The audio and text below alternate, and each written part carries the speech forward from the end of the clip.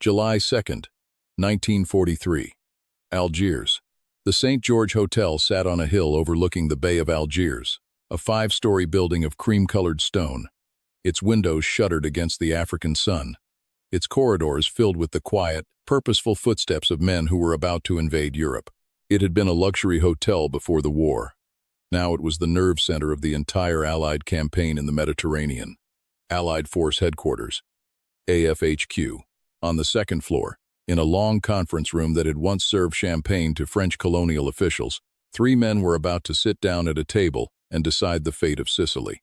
The first was Dwight Eisenhower, 52 years old, the supreme Allied commander in the Mediterranean, a man whose entire job in that summer of 1943 was, in essence, to keep the Americans and the British from killing each other long enough to kill some Germans.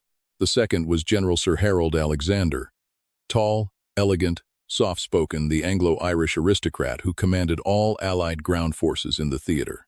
A man who hated raised voices and who believed with all the diplomatic instincts of his class that disagreements between gentlemen could always be resolved with a quiet word and a good cup of tea.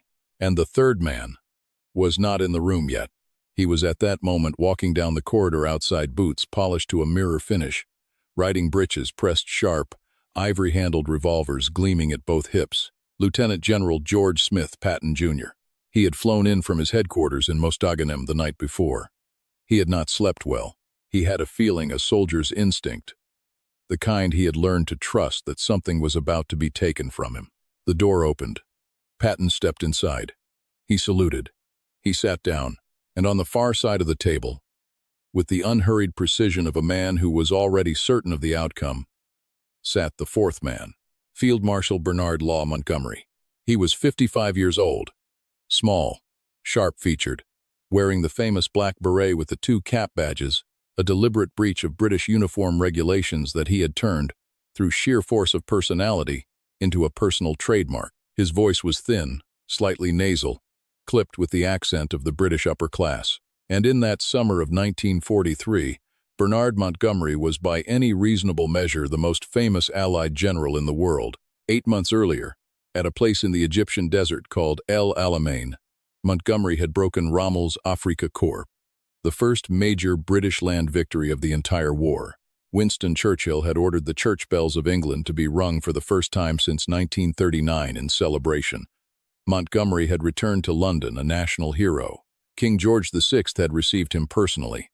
The British press called him Monty, with the affectionate familiarity reserved for figures of mythology. He had never lost a battle.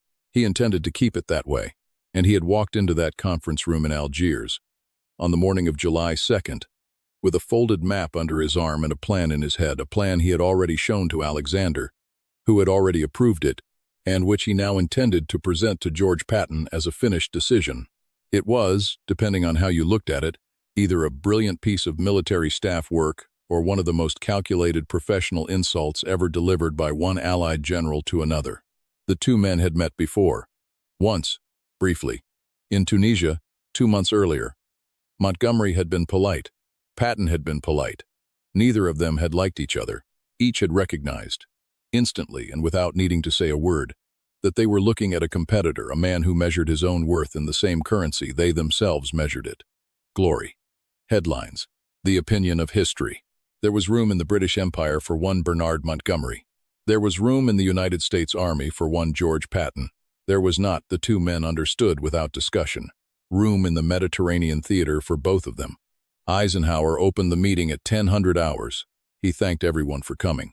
He spoke in his careful Kansas baritone about the importance of Allied unity, about the operation now code-named Husky, the invasion of Sicily, scheduled for July 10th, just 8 days away, about the necessity of finalizing the ground plan that morning.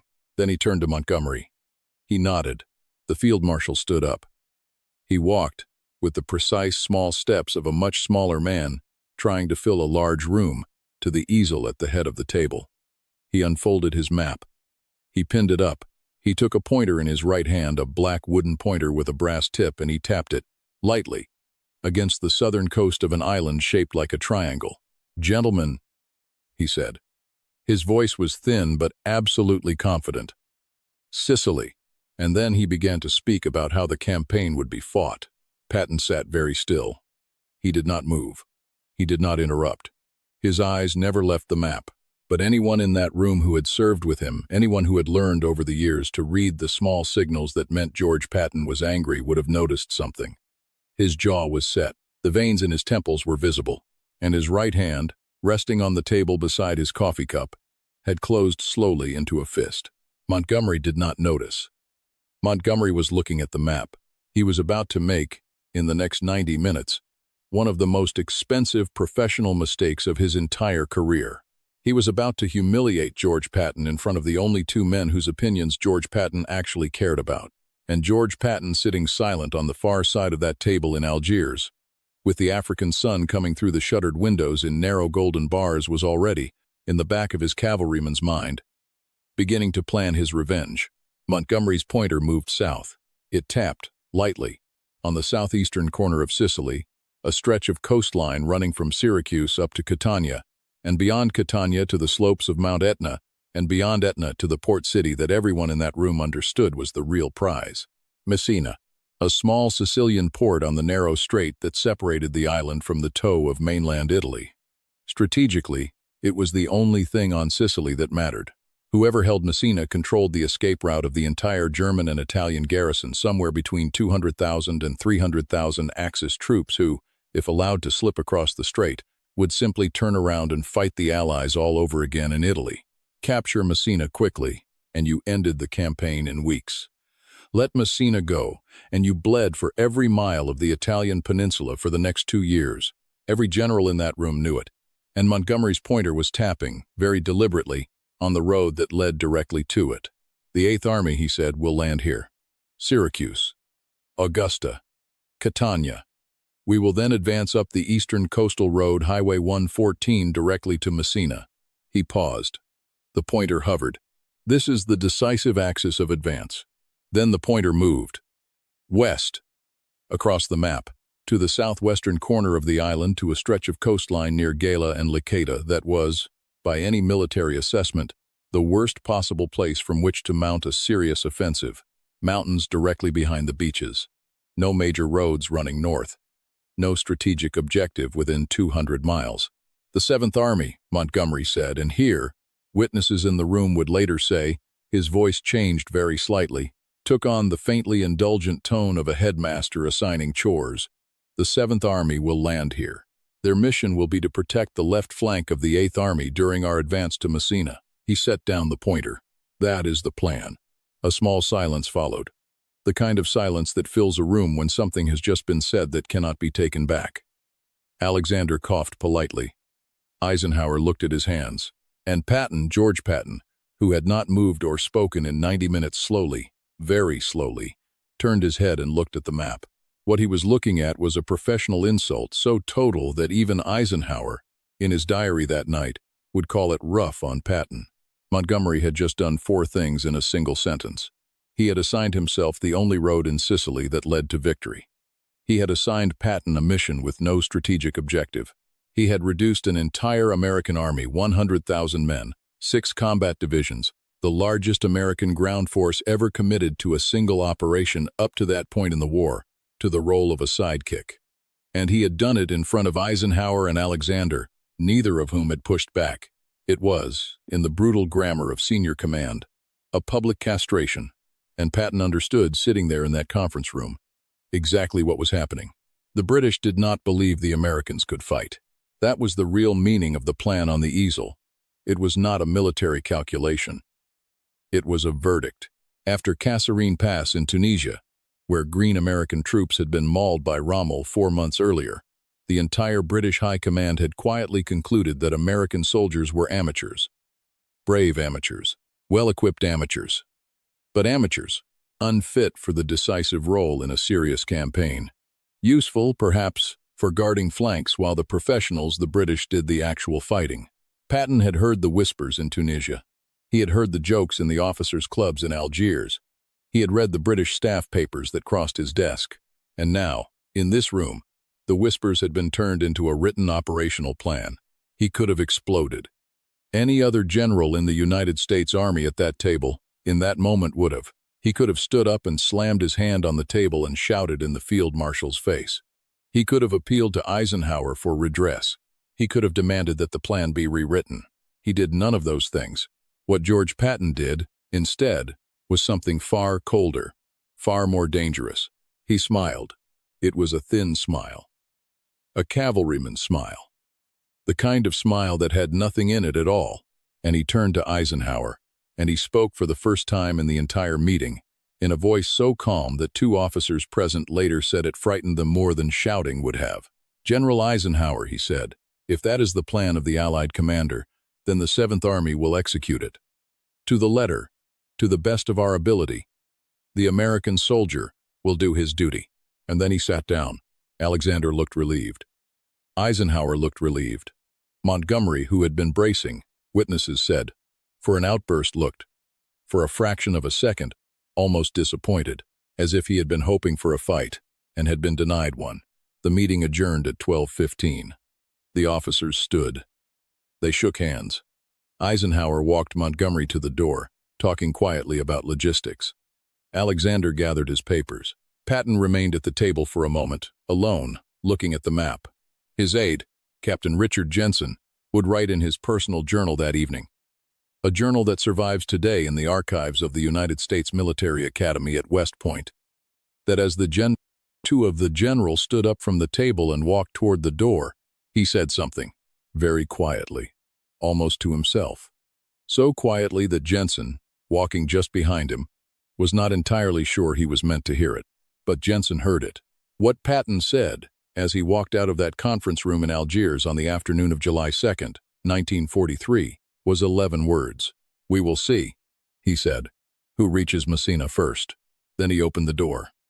He stepped into the corridor, and he walked out into the African sunlight already, in the cold private cavalry of his own mind, beginning to write the orders that would turn the next 6 weeks of his life into one of the most spectacular acts of professional revenge in the history of the United States Army. The race had not been declared, but it had begun. July 10th, 1943. 0300 hours. The southern coast of Sicily. The wind was wrong. The sea was wrong. A force 7 gale had come up out of the west during the night, and the landing craft of the 7th Army were rolling through swells so violent that men were vomiting into their helmets before they ever saw a German. Patton stood on the bridge of the USS Monrovia, watching the dark coastline of Gela through binoculars, and he said one sentence to his naval aide. "We are going in." They went in. By dawn, 6 American divisions were ashore. By the end of the first day, despite a counterattack by the Hermann Göring Panzer Division that came within 2,000 yards of pushing them back into the sea, they held a beachhead 20 miles wide. Bradley's 2nd Corps was driving inland. Truscott's 3rd Division was already on the move. The American invasion of Sicily had begun exactly as Montgomery had ordered, on the flank, far from the road to Messina. For 4 days, Patton obeyed the plan. He hated every minute of it. His diary entries from those 4 days survive short, clipped, furious sentences written in pencil in a leather notebook he kept in his jacket pocket. Monty has all the headlines. "We are nursemaids. This cannot stand." And then, on July 13th, something happened that gave him his opening. Montgomery's 8th Army, advancing up the eastern coastal road exactly as planned, had run into a wall, a literal wall, the ancient stone defenses of the Catania Plain, anchored on the southern slopes of Mount Etna, held by the Hermann Göring Division and elements of the 1st Parachute Division flown in from southern France. The road that Montgomery had assigned himself, the decisive axis of advance, the highway to Messina, had stopped moving. The Field Marshal's offensive had stalled, completely, and Bernard Montgomery, the hero of El Alamein, did something on the afternoon of July 13th that would haunt him for the rest of his career. He picked up the telephone. He called Alexander's headquarters, and he asked politely, in the language of a man requesting a small favor, if Highway 124, the inland road that ran behind Mount Etna, could be reassigned to the 8th Army as well. Highway 124 was inside the 7th Army's sector. Alexander, with the diplomatic instinct of a man who hated arguments, said yes. Bradley got the order first. He read it twice. Then he drove 3 hours through the Sicilian heat to find Patton at his forward headquarters in a stone farmhouse outside Gela. He handed the general the paper. He did not speak. He just watched Patton's face. Patton read it, once, twice. Then he set the paper down on the wooden table very carefully, and he said 3 words. Bradley. Get Eisenhower. What Patton said to Eisenhower on the telephone that afternoon was not recorded. The conversation was private, but what came out of it was recorded in the form of new orders, issued the following morning, that effectively ended the Montgomery Plan. Patton had asked for, and received, permission to conduct what he called a reconnaissance in force toward Palermo, the Sicilian capital, on the northern coast of the island, 100 miles from his current positions, through mountains, across enemy territory. In 4 days, it was not a reconnaissance. Everyone in the chain of command understood that. It was a full-scale offensive. It was Patton, slipping his leash, turning the entire 7th Army 90 degrees to the north and pointing it at a target that had nothing to do with protecting Montgomery's flank. It was, in everything but the official paperwork, a declaration of war on the original plan. What followed was one of the fastest sustained advances in the history of mechanized warfare. The 3rd Infantry Division, under Major General Lucian Truscott, marched on foot through the mountains of central Sicily at a pace that became legendary. The men later called it the Truscott Trot. 100 yards at the double, 50 at the walk, repeated for hour after hour, in temperatures above 100 degrees. The 2nd Armored Division, under Major General Hugh Gaffey, rolled north along the back roads with the engines of its Sherman tanks running so hot the paint peeled off the turrets. The 82nd Airborne Division, fighting as light infantry, took the coastal town of Trapani in a single afternoon. In 4 days, the 7th Army covered 90 miles. On July 22nd, just 12 days after the original landings, Palermo fell. Patton entered the city standing up in his command car, both hands gripping the windshield, the Sicilian crowds throwing flowers at him as he passed. Photographers from Life magazine were waiting in the main square. They had been tipped off the night before, by someone on Patton's staff, that the general would be arriving at approximately 1500 hours. The photographs they took that afternoon, Patton in his polished helmet, the captured city behind him, his face set in the grim half-smile of a man who has just proven a point, went on the cover of Life 2 weeks later. Montgomery, 80 miles to the southeast, was still stuck at Catania, and Patton was not finished. The day after Palermo fell, he stood in front of a wall map at his new headquarters in the royal palace of the Norman kings, a 13th-century building of marble and gold that he had requisitioned from a startled Italian prefect, and he gave it subordinates the order they had been waiting for. Gentlemen, he said, we are going to Messina, not to protect Montgomery's flank, not to support the 8th Army, to Messina, directly, along the northern coast of Sicily, through 6 divisions of German defenders, across 3 major rivers, over terrain that the British staff had already declared impassable to a modern army. The race was now in the open. Truscott's 3rd Division led the advance, 40 miles in the first 3 days, then 60. The Germans, falling back along the coastal road, blew every bridge behind them. Patton's engineers built new bridges, sometimes overnight, sometimes under fire.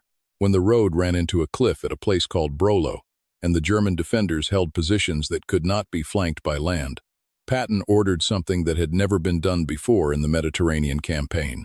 He ordered an amphibious end run. He put a reinforced battalion of the 30th Infantry Regiment onto landing craft, sent them around the German rear by sea, and dropped them on the coastline behind the enemy lines. It worked. Twice. The Germans, faced with American troops appearing in their rear areas, broke and ran. By August 7th, the 7th Army was 40 miles from Messina. By August 13th, 20 miles. By August 16th, the lead American patrols could see the lights of the city across the Strait of Messina, where the German evacuation was now in full and panicked progress. 80 miles to the south, Montgomery was still grinding his way up the eastern coast, slowed by mines, by demolitions, by the same German rearguards that had bled him for 6 weeks. And George Patton, standing on a hilltop outside Messina on the evening of August 16th with his binoculars to his eyes and the entire war behind him, gave the order that would close out one of the most calculated acts of personal revenge in the history of the American military. At first light, he said, we go in, August 17th, 1943, 6:15 in the morning. The lead patrol of the 7th Army, 3 jeeps and a half-track from the 3rd Infantry Division, Scouts of the 7th Infantry Regiment rolled cautiously down the coastal road into the outskirts of Messina. The streets were empty. The Germans were gone. The last barge of the Wehrmacht evacuation had pushed off from the Messina docks 4 hours earlier, slipping across the dark strait to Italy under a screen of smoke and anti-aircraft fire. The Americans had won the race. At 10 o'clock that morning, Patton entered the city. He did not enter quietly. He had spent the previous evening, according to his aide, Colonel Charles Codman, whose memoir of those days was published in 1957, personally selecting his uniform, the polished helmet with the 3 stars, the riding breeches, freshly pressed, the cavalry boots, mirror-shined, both ivory-handled revolvers, a clean white silk scarf at the throat, a leather riding crop under his arm, an affectation he almost never used in combat, but which he had specifically asked his orderly to find for him that morning. He looked, when he stepped down from his command car in the central square of Messina, less like a general arriving at the end of a campaign, and more like a man arriving at his own coronation. He had also done something else, quietly. The previous afternoon, he had instructed his press officer to alert the American war correspondents traveling with the 7th Army that the general would be entering Messina at approximately 1000 hours on August 17th. He had not, however, mentioned this fact to anyone in Montgomery's headquarters, or to Alexander, or to Eisenhower.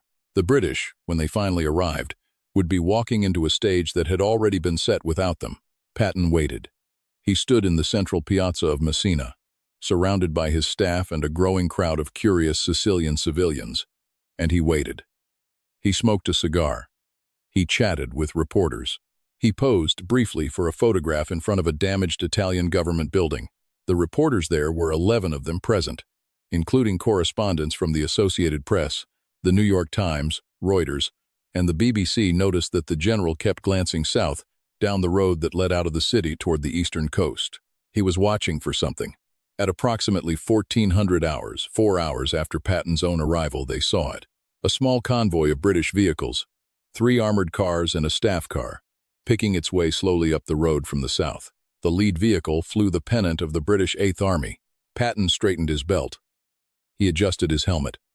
He walked, with the unhurried stride of a man who has all the time in the world, to the center of the piazza.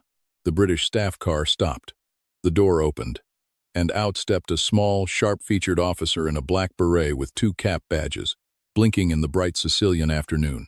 Field Marshal Bernard Montgomery.